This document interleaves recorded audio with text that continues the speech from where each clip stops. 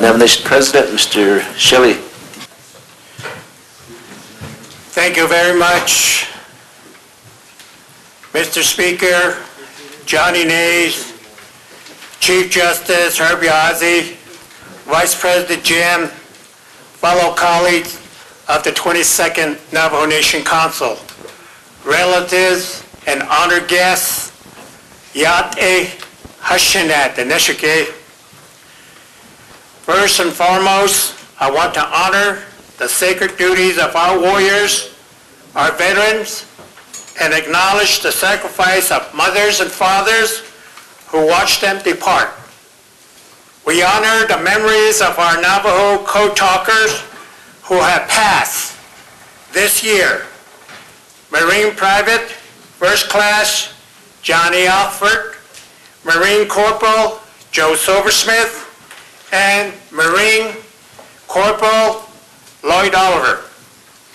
They serve our country with great distinction and with valor. Good thoughts and prayers continue to strengthen their loved ones. We are working to do more for our veterans who have returned from the battlefield. In the next few weeks, I will host a Veteran Summit to gather the ideas and concern of our warriors, their spouse, and their military family. This will be the first step for improving the veteran program and making their issue a priority of the people. Our nation is proud of their service. We honor their memory today.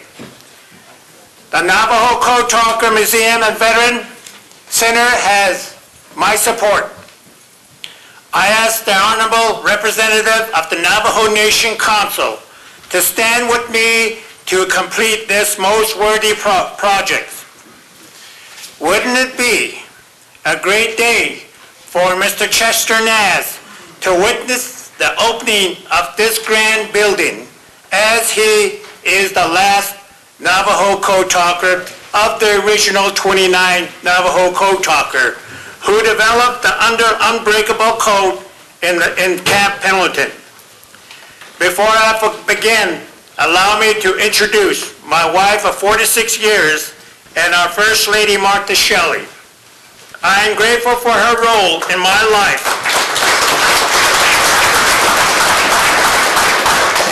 And the nation stands alongside her.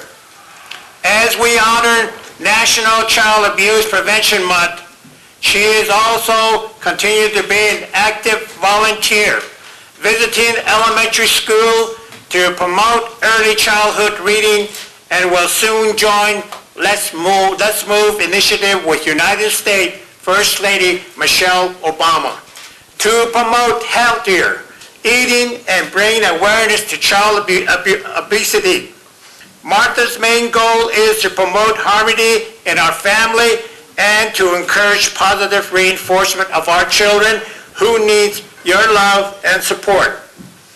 As the first people of this great nation, we continue to find ourselves connected to Mother Earth, and we always return home. We always return because this is where we are from, the Nebuchadnezzar. Whether if we walk by foot, travel by road, or by spirit, we come back to the Navajo, knowing that we are all in this journey together. We have experienced great challenge and continue to restructure even today. It is times like these that test our resolve and our conviction to change our nation. And despite disagreement or great debate, the Navajo Nation is still the leader in Indian country because we choose to move forward as one people. I'm here to support that hope for the future is what our people speak of. Our people ask for positive change, a new direction in leadership. They seek government decentralization in Window Rock and calls for leaders who can come to their home to hear their concerns. Vice President Jim and I answered their call, and we were there to represent their voice. Our mother wants safer community and schools that are accountable. Our father wants more jobs, vocational training, opportunity. Grandfather wants access to boarding, to cleaner drinking water for their family, and open borders to graze their livestock. Grandmother asked for a return to the traditional way and for our young kids to have every opportunity to succeed in the classroom, and our young people request for innovative ways for our nation to invest into their future and a leadership skill that will assist them in completing college. Our community leader wants more local control and the rebuilding of our infrastructure. All across the nation, there is hope. We have been asked to rebuild and restructure a new government, a new Navajo government. To accomplish this great responsibility, it will take all of us. This includes the direct involvement of the people. No other time in our history have they spoke so loud for accountability and transparency. So as we review the Title II Amendment, we had to move forward and support the concept that the governing body of our nation is the people. Vice President Jim and I have committed our support to carry out their requests. It is our responsibility to change how we conduct business here in Window Rock. I know the Council has been working diligently in Title II work session. To formulate subcommittee, I strongly encourage the Council to pass a committee structure that will allow the government to continue to provide service to our communities. It may need work, however. I am also committed to restructuring the executive branch and will work with you. As I promised in my first address, I created the Executive Branch Reorganizational Task Force and the SAS Executive Review Working Group to address cost containment and provide me with recommendation for creating a signature review process that is accountable. During my term, I envision a more customer-friendly government where our employees are empowered and where they go out of their way to help our grandmas and our grandpas and our relatives. Our attitude will change and the government will be more cooperative. Since January, our administration is holding our tribal employees accountable as we generate efficiencies. Last week, I sent a memo to executive branch employees directing a partial spending freeze and off-reservation travel restriction. This is necessary. It is only the first step to prepare for larger budget cut during this low economic time. This highlights my role as I continue to fight in Washington to protect funding for Navajo country. As you know, the federal government plans to cut $4 trillion over 12 years. So it would be an uphill battle as more programs that serves Native Nation are targeted for cuts. We depend so much on federal funding, but yet we use general fund to provide for our needs. I'm taking steps for the executive branch to spend within our means and to merge program and cut back the duplication of service. Hard decision will have to be made, and it's not going to be easy. Greater financial responsibility is our priority. I encourage the legislative and judicial branch to do the same. As we speak of accountability, it is also my plan to utilize technology to streamline process, create jobs, support, and administration that is transparent. We have the capability and talent to build a network that will thrust us into the technology age. The Navajo Nation received a $32 million grant through the American Recovery and Reinvestment Act by the United States Department of Commerce Broadband Technology Opportunity Program. $3.7 million have been spent to date, with 75% of the project to be completed by March 2012. We are overseeing the joint venture of NTUA, a ComNet, creating NTUA Wireless. Family will be connected to the World Wide Web. The Shelly administration will continue to advance and utilizing technology to promote greater efficiencies in our government. We are moving forward with community development with the formation of the Navajo Nation Comprehensive Energy Policy, which will be completed by the summer council session.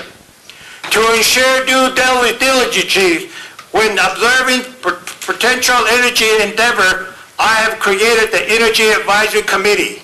On that note, we will receive $7 million in lease payment, starting this summer, and $65 million annually in tax as a result of the approval of the APS lease extension for the Four Corner Power Plant. This decision has protected over 700 Navajo jobs and the livelihood of hundreds of families. Our energy portfolio will place emphasis on greener technology like wind and solar initiative as well.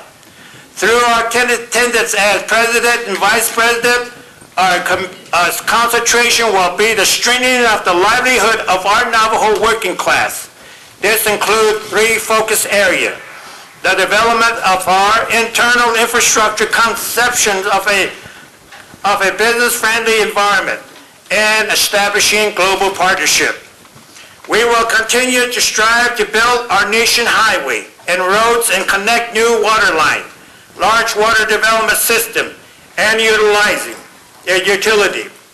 In addition, Vice President Jim and I have reached out to the nation of Japan and China. There is potential there, as the Asian country build high-tech railroad, airplanes, and have become the new economy of the world. The leaders of these countries are interested in the prospect of the Navajo Nation economic relationship. We have much to offer the global marketplace. Let's do business with them. The community of the Upper Fruitland, New Mexico, and Loop, Arizona are excited to welcome the business opportunity the Northern Edge Navajo Casino, the Twin Arrows Navajo Casino and Resort will provide their local economy. Working together, we have created over 2,600 construction jobs, 1,200 permanent jobs, and will employ over 90% of our Navajo to operate them. Last month, a Navajo delegation and I traveled to New York City to represent our nation for bond rating grade assignment.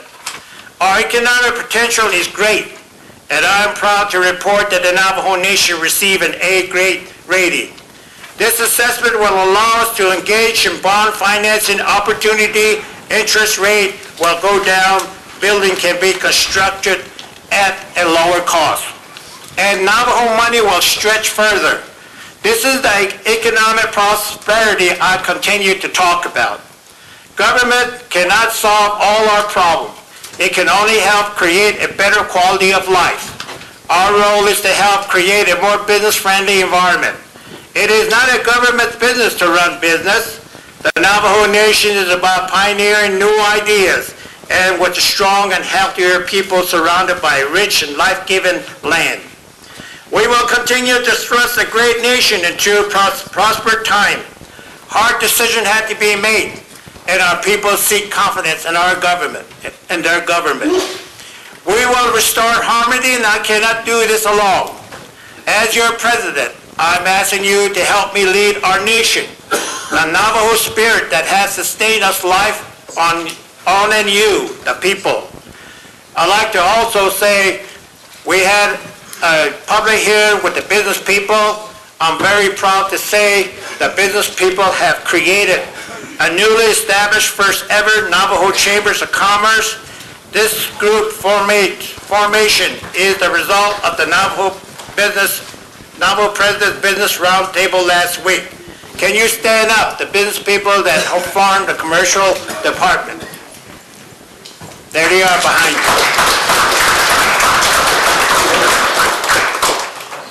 Let us reclaim our role as the leaders in the innovative thinking and embrace the new resolve. The prosperity of the Navajo Nation is what we see today.